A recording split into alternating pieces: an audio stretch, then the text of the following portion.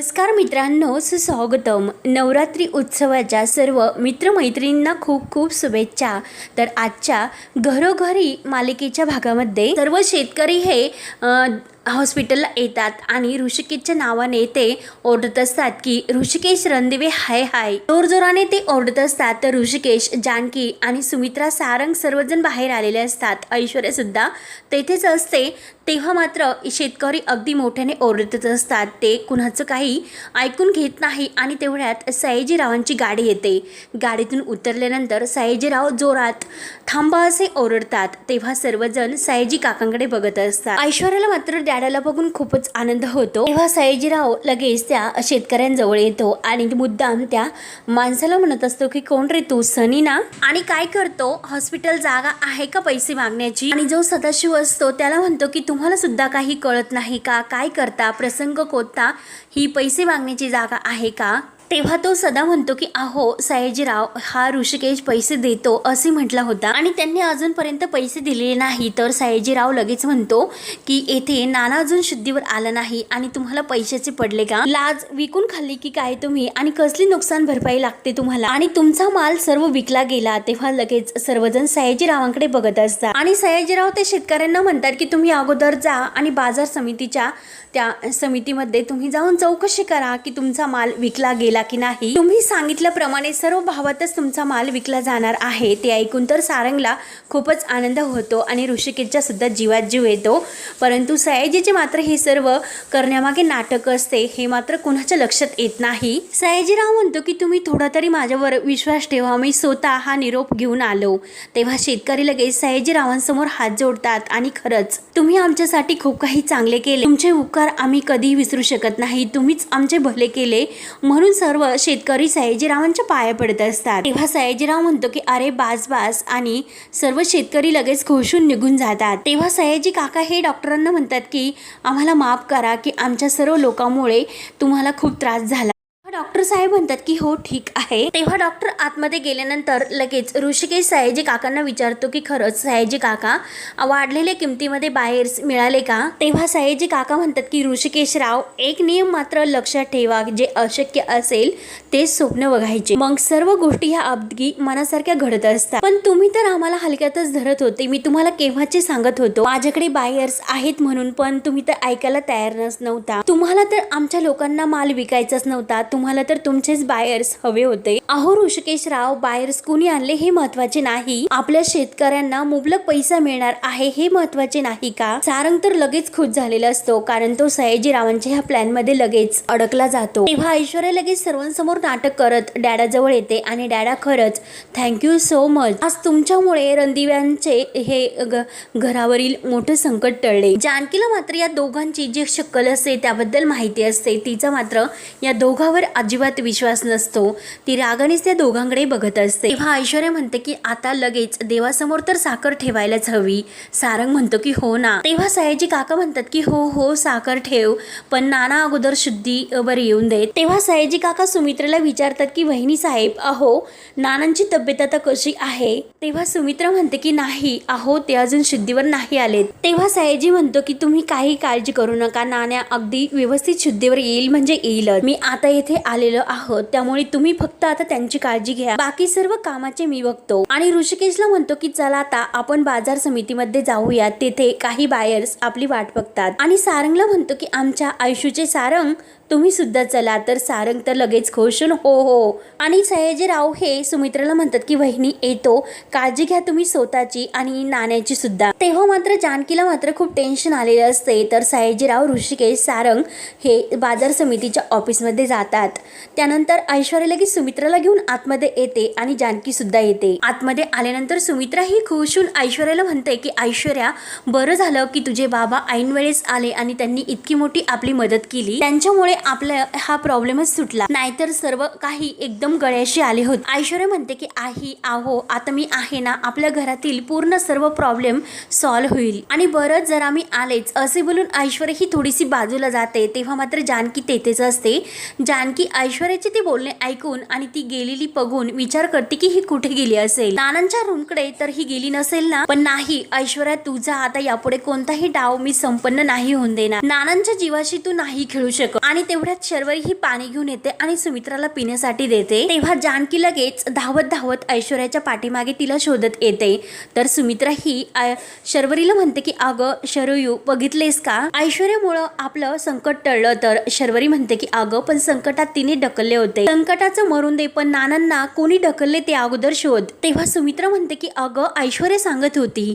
तेव्हा शर्वरी म्हणते की अगं तू तिच्यावर का विश्वास ठेवते, तिला काहीही सांगून दे, ती आत्ता आलेली आहे पण आई तू तुझ्या मनाला विचार, खरंच जानकी वहिनी असे काही करेल का। ऐश्वर्याला लाख म्हणून दे की हे सर्व जानकी वहिनीने केले परंतु माझा तिच्यावर अजिबात विश्वास नाही। तेव्हा सुमित्रा म्हणते की अगं शरयू पण जानकी ही पूर्वीसारखी राहिलेली नाही, आता ती खूप बदलले। तेव्हा शर्वरी म्हणते की अगं आई माणसाचे वागणं बदलू शकते वृत्ती नाही, पण तू काही म्हण आई खरं काय ते लवकरात लवकर आपल्याला शोधायला हवं। तेव्हा सुमित्रा म्हणते की अगं शरयू माझा आता या दोघीवर सुद्धा विश्वास नाही राहिलेला, म्हणजे एकीवरचा पूर्ण विश्वास गेलेला नाही आणि दुसरीवर मात्र पूर्ण विश्वास बसलेला नाही। मग अशा या परिस्थितीत नेमकं काय घडले कसे झाले हे सर्व आपले नानाच आपल्याला सांगू शकतील, त्यामुळे लवकरात लवकर ते मात्र शुद्धीवर यायला हवे। तर शर्वरी म्हणते की हो आई ते नक्की शुद्धीवर येतील। त्यानंतर इकडे ऐश्वर्या ही नानांजवळ येते आणि नानांचा हात जोराने धरते आणि खाली आपटते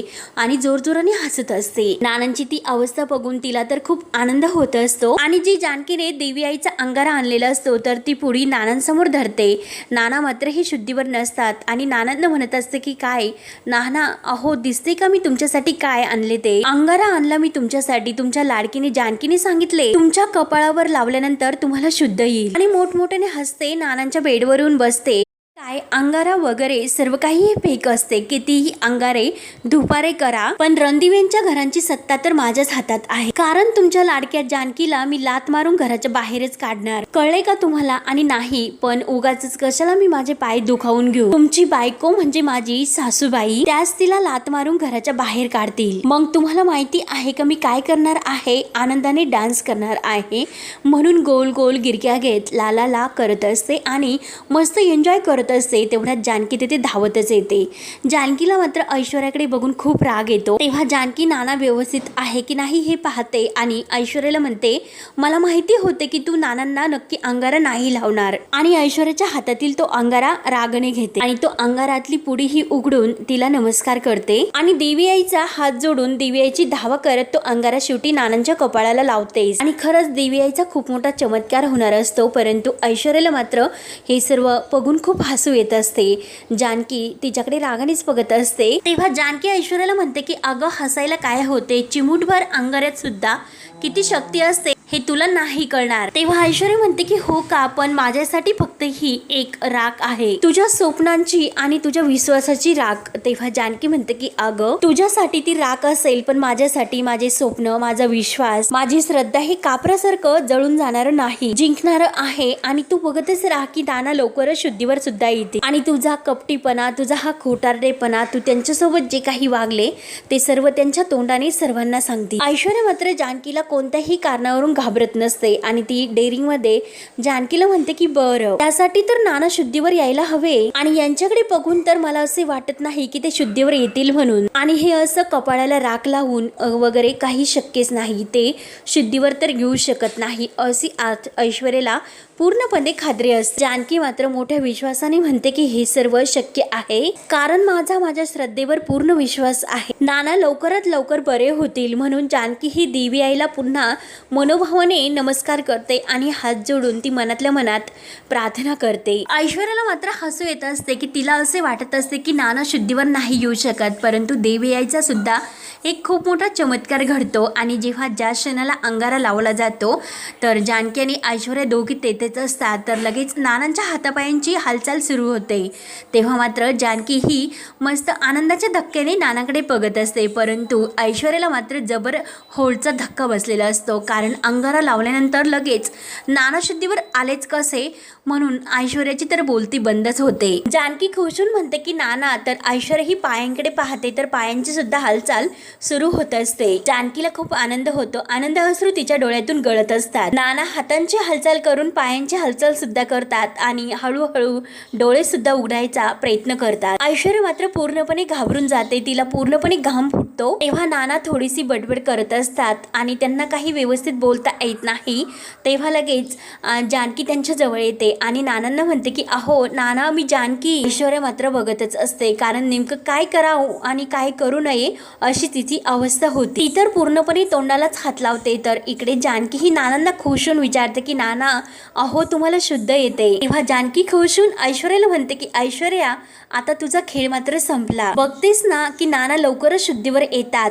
तर ऐश्वर्याची पूर्णपणे बोलतीच बंद होते. ती सर्व ही धक्क्याने बघत असते आणि पूर्णपणे घाबरून जाते. तेव्हा जानकी म्हणत असते की ऐश्वर्या, एकदा की नाना शुद्धीवर आले तर तुझा हा कपटीपणा सर्वांच्या समोर उघडकीस येणार. मी तुला सांगितले होते की तू आता तास मोजायला सुरुवात कर. तेव्हा नाना हे सुमित्रा सुमित्रा असे म्हणत असतात. तर लगेच जानकी रागाने ऐश्वर्याकडे बघते आणि नानाकडे बघून तिला खूप आनंद होतो. ती धावतच डॉक्टर डॉक्टर करत बाहेर येते. तर बाहेर आल्यानंतर लगेच सुमित्रा आणि शर्वरी तर तेथेच असतात. जानकी खुशून म्हणते की अहो शर्वरी वंश आणि आई, नाना आपले शुद्धीवर आलेत. ते ऐकून तर दोघींना खूप आनंद होतो. सुमित्रा लगेच देवाला हात जोडते. तर शर्वरी लगेच जानकीला आणि सुमित्राला घेऊन खुशून आतमध्ये येतात. आतमध्ये आल्यानंतर नाना हे सुमित्रा सुमित्रा असे करत असतात. तर सुमित्रा जवळ येते. शर्वरीच्या डोळ्यात तर पाणी येत असते. ती म्हणते की नाना, परंतु तेव्हा लगेच डॉक्टर येतात. तर ऐश्वर्या पूर्णपणे घाबरून गेलेली असते. तिला याची भीती असते की नाना आता नक्की सांगतील की त्यांना कोणी ढकलले म्हणून नेमकं काय करू आणि काय करू नये अशी तिची अवस्था होते. तिची बोलती तर बंद झालेलीच असते. ती फक्त बघत उभी असते आणि धक्क्यानेच ती हे सर्व बघत असते. आणि तेवढ्या डॉक्टर आल्यानंतर नानांना चेक करायला घेतात. तर जानकी म्हणते की डॉक्टर, अहो नानांनी हातापायांची सुद्धा हालचाल केली आणि ते लवकर शुद्धीवर येतील ना. आणि जानकी खुशून म्हणते की अहो आई, बघा ना, नाना आता शुद्धीवर आले. आपले नाना लवकरात लवकर बरे होतील. नानांची हालचाल बघता ना तुम्ही की नाना किती व्यवस्थित बरे झालेत आणि ते शुद्धीवर सुद्धा येतात. तर सुमित्रा म्हणते की हो हो, अगदी तुझ्या मनातील बोलते तसे होऊन दे आणि त्यांच्यावरील खरंचे संकट लवकरात लवकर टळून दे. तेव्हा शर्वरीच्या डोळ्यात तर खूप पाणी येत असते आणि ती जानकीचे ते प्रेम बघून खूपच खुश होत असते. कारण सर्वांनी जानकीवर मात्र आरोप केलेला असतो, परंतु शर्वरीचा मात्र हा जानकीने हे सर्व केले यावर विश्वास नसतो. तिला माहिती असते की हे सर्व ऐश्वर्यानेच केलेले असणार, कारण ऐश्वर्यावर तिचा पूर्णपणे विश्वास नसतो. शर्वरी सुद्धा ही डोळ्यातून पाणी गाळत देवाला नमस्कार करते. परंतु ऐश्वर्या मात्र नेमकं काय करू आणि काय नाही इकडे तिकडे शोधत असते. तेव्हा डॉक्टर त्याच वेळी सर्वांना बाहेर जाण्यासाठी सांगतात. आम्हाला त्यांना व्यवस्थित चेक करायचे. तेव्हा सुमित्रा म्हणते की हो हो चल शरू, अगं घरी आईला सुद्धा फोन करून कळवायला हवे. तेव्हा शर्वरी म्हणते की हो आई चल, आणि त्या दोघी लगेच बाहेर येतात. ऐश्वर्या मात्र फक्त बघतच उभी असते, पूर्णपणे घाबरते. तर जानकी तिच्याकडे रागानेच बघत असते. जानकी बाहेर निघून आल्यानंतर सुमित्रा लगेच ही आईला घरी फोन करते आणि आई, अगं देवीची कृपा बघ की यांना शुद्ध आली, आणि खूप आनंदाने हे सर्व सांगत असते. तेव्हा मात्र त्याच वेळेस ऐश्वर्या तिथे समोर उभी असते, परंतु तिची पूर्णपणे हे सर्व ऐकून बोलती तर बंदच झालेली असते. फक्त ती अशी रागाने हे सर्व बघत असते. सुमित्रा ही आईला फोनवर सांगत असते की अगं त्यांनी हातांची, बोटांची, पायांची हालचाल सुरू केली. अगं जानकी देवळात गेली होती आणि अंगारा त्यांच्यासाठी ती घेऊन आली होती. देवीचा अंगारा यांना जेव्हा लावला तर त्यांना लगेच जाग आली. आई तू पण घरातील देवासमोर साखर ठेव असे ती सांगत असते. तेव्हा ऐश्वर्या त्याच वेळेस तेथे असते आणि हे सुमित्राचे बोलणे ऐकून तिचा पूर्णपणे थरकाप होत असतो. सुमित्रा आईला म्हणत असते की हे बघ शरू, आता घरी येते, मग तू ओवी आणि शरू तुम्ही तिघीजणी जेवण करून घ्या. तू आता काळजी करू नको, आता सर्व काही ठीक होईल.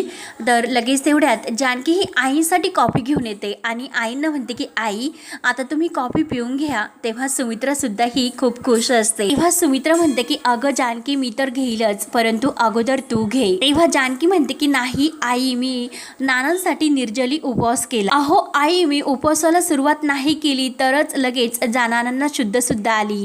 तेव्हा मात्र ऐश्वर्या या दोघींचे बोलणे बघत असते आणि तिचा पूर्णपणे जळफळाट होत असतो, कारण तिने इतके प्रयत्न करून सुद्धा शेवटी ह्या दोघी एकमेकींवरचा गैरसमज दूर करून एकत्र आलेले असतात आणि एका मायेने प्रेमाने त्या दोघी एकमेकींशी बोलत असतात. जानकीचे ते प्रेम बघून सुमित्रा डोळ्यामध्ये आनंद आसरू येतात. येतात. जानकी म्हणत असते की आई, अहो नाना पूर्णपणे जोपर्यंत बरे होत नाही तोपर्यंत मी हा उपवास नाही सोडणार. तेव्हा सुमित्रा ती कॉफी हातात घेते आणि जानकीला म्हणते की अगं जानकी, तू ऋषिकेश आणि सारंगला याबद्दल सर्व काही सांग की त्यांना शुद्ध आली म्हणून, आणि त्यांना लगेच इकडे बोलावून घे. तेव्हा जानकी म्हणते की हो हो आलेच म्हणून जानकी लगेच फोन करण्यासाठी बाजूला जाते. तर सुमित्रा देवाला हात जोडते की देवा, अरे तुझे आभार किती मानू कसे मानू तेच मला नाही कळत. पण यांची अवस्था जिने कोणी केली तर तिचे नाव मला यांच्या तोंडातूनच ऐकायचे.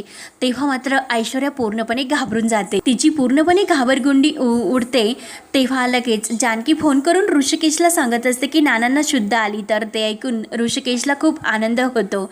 ऋषिकेश म्हणतो की जानकी, अगं काय सांगतेस, नानांना शुद्ध आली. तेव्हा सारंगला सुद्धा ते ऐकून खूप आनंद होतो. तर ऋषिकेश सारंगला म्हणतो की अरे सारंग, नानांनी बोटांची हालचाल सुद्धा केली. त्या दोघांना सुद्धा खूप आनंद होतो. तर जानकी म्हणते की ऋषिकेश, अहो काय सांगू तुम्हाला, आत्ता आमच्या सर्वांच्या जीवात जीव आला. सकाळपासून आईंना मी आत्ता थोडं निश्चिंत पाहिले. तेव्हा ऋषिकेश म्हणतो की जानकी, तू सुद्धा आता काही काळजी करू नको आणि आईंची काळजी घे आणि नाना लवकरात लवकर ठणठणीत बरे होतील. नाना लवकरच ठणठणीत बरे होतील आणि त्यानंतर त्यांना कोणी ढकलले. तेव्हा जानकी म्हणते की अहो सारंग भाऊजी तुमच्या आजूबाजूला असतील आणि त्यांनी जर ऐकले तर त्यांना खूप वाईट वाटेल. ते जाऊन द्या, नानांना बरं वाटणं हे खूप महत्वाचे आहे. तुम्ही लवकरात लवकर नानांना भेटण्यासाठी इकडे या. आई आणि आम्ही सर्वजण तुमची वाट बघतोय. तेव्हा ऋषिकेश म्हणतो की हो हो आलोच, आणि सारंगला तो लगेच घाईने गाडी काढण्यासाठी सांगतो. तेव्हा ऋषिकेश जानकीला म्हणतो की जानकी, हे बघ आता नानांना शुद्ध आली, त्यामुळे तू सुद्धा तुझेही निर्जली व्रत संपव आणि काहीतरी खाऊन घे. तेव्हा जानकी म्हणते की अहो विसरलात का, नानांना बरे वाटेपर्यंत मी काहीही खाणार पिणार नाही. बरं ते जाऊन द्या, तुम्ही पटकन इकडे या आणि गाडी मात्र सावकाश चालवा. त्यानंतर इकडे डॉक्टर हे नानांना चेक करत असतात आणि नाना फक्त सुमित्रा असे करत असतात. डॉक्टर म्हणतात की काय सुमी, तर लगेच नर्सला ते बाहेर जे आहे त्यांना बोलवण्यासाठी सांगतात. तेव्हा डॉक्टर नानांना म्हणतात की मी तुमच्या फॅमिलीला बोलावून घेऊन येतो. तेव्हा डॉक्टर बाहेर येतात आणि रणदेवी फॅमिलीला आवाज देतात. तर जानकी आणि सुमित्रा धावतच येतात. सुमित्रा विचारते की अहो डॉक्टर काय झाले, हे बरे तर आहेत ना. तर डॉक्टर म्हणतात की हो ते बरे आहेत, पण, तर जानकी म्हणते की पण काय. तर डॉक्टर सांगतात की ते काहीतरी बोलायचा प्रयत्न करतात, ते मला नाही कळत. तेव्हा जानकी लगेच म्हणते की डॉक्टर, आपण आईंना आतमध्ये पाठवू शकतो का, म्हणजे आईंना कळेल की नाना काय बोलतात ते. तेव्हा डॉक्टर म्हणतात की हो तुम्ही भेटून या, परंतु जास्त मात्र त्यांना काही बोलावून देऊ नका. तेव्हा जानकी लगेच आईंना आतमध्ये जाण्यासाठी सांगते. तर सुमित्रा धावतच आतमध्ये येते. ऐश्वर्या मात्र हे फक्त सर्व उभी राहून बघत असते. नेमकं काय करावे, कसे रिॲक्ट व्हावे हे तिला काही समजत नाही, कारण तिची पूर्णपणे आता घाबरगुंडी उडालेली असते की नानांनी जर आता सुमित्राला हे सर्व सांगितले की तिनेच म्हणजे ऐश्वर्यानेच त्यांना ढकलून दिले होते, तर मात्र आता ऐश्वर्याची काही गय नाही अशी तिची पूर्णपणे अवस्था होते. तिला खूप टेन्शन आलेले असते. तेव्हा मात्र जानकी लगेच तिच्या जवळ येते. जानकी ऐश्वर्याला म्हणते की काय ग, किती घाम फुटला, भीती वाटते का, वाटायलाच हवी. तर ऐश्वर्या आपला घाम पुसत असते. जानकी म्हणते की अगं तू नानांना ढकललेस आणि शाल मात्र तू माझ्याकडे फेकलीस, पोलिसांना सुद्धा तूच फोन केलास आणि आईंच्या मनात माझ्याविषयी संशय निर्माण केला की ह्या मागे मी आहे म्हणून. ऐश्वर्या अगं तुझा खेळ आता संपला, पुढच्या काही तासात किंवा मिनिटातच तू जे काही केले आणि खरं काय ते सर्वांना कळेल. तेव्हा सुमित्रा आत नानांजवळ येते आणि अहो काय म्हणतात असे विचारते. तेव्हा नाना म्हणतात की सुमित्रा, परंतु नानांना व्यवस्थित बोलता येत नसतात. ते सुमित्रा असे अगदी हळू आवाजात आणि तोडके मोडके बोलत असतात. सुमित्रा लगेच ऐकण्यासाठी आपला कान नानांच्या तोंडाजवळ घेऊन येते. तेव्हा लगेच इकडे बाहेर जानकी ऐश्वर्याला म्हणत असते. तेव्हा मात्र ऐश्वर्या, मी स्वतः पोलिसांना फोन करणार आहे. अगं माझ्यासाठी जो खेळ तू रचला होता तो डाव मात्र तुझ्यावरच हा उलटला. आता एव्हाना आईंना कळले सुद्धा असेल की नानांना तू ढकलले म्हणून. तर आतमध्ये सुमित्राला नेमकं काय ऐकून धक्का बसले असेल, ती फक्त नानांची ती अवस्था बघून धक्क्याने त्यांच्याकडे बघत असते, कारण नानांना बोलता येत नसते. तेव्हा माहेर जानकी ही ऐश्वर्या म्हणत असते की अगं तुला तर चॅलेंज आठवतच असेल, मग आता तुला कळेल की चॅलेंज कोण हरते आणि घराबाहेर कोण जाते. आतमध्ये सुमित्राला तर भयंकर राग आलेला असतो आणि जानकी ही तोऱ्यामध्ये नानांच्या रूम मध्ये येत असते आणि ऐश्वर्या पूर्णपणे घाबरून गेलेली असते. नेमकं आता सुमित्राला ऐश्वर्याला जाब विचारेन असे वाटत असते. तिला खूप भीती असते की नाना तिचे नाव घेतील की काय, म्हणून तिला खूप घाबरून गेलेली असते. तर हा भाग येथे संपतो. पुढील भागामध्ये नानांनी सुमित्राला जे काही सांगितलेले असते तर सुमित्रा तटकन बाहेर येते आणि ऐश्वर्या असे जोरात ओरडते। तेव्हा ऋषिकेश, सारंग आणि जानकी सर्वजण तेथे आलेले असतात। शर्वरी सुद्धा असते। तेव्हा ऐश्वर्या मात्र एक एक पाऊल मागे घेत असते। सुमित्रा ताटकन येते आणि ताटकन ऐश्वर्याच्या कानामागे देते।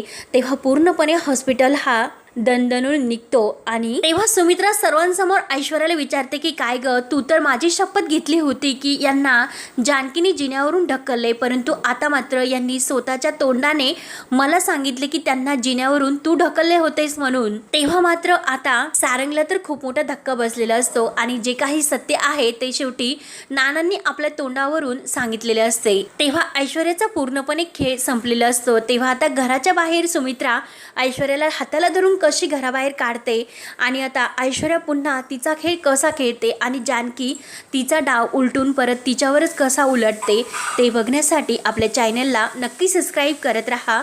धन्यवाद।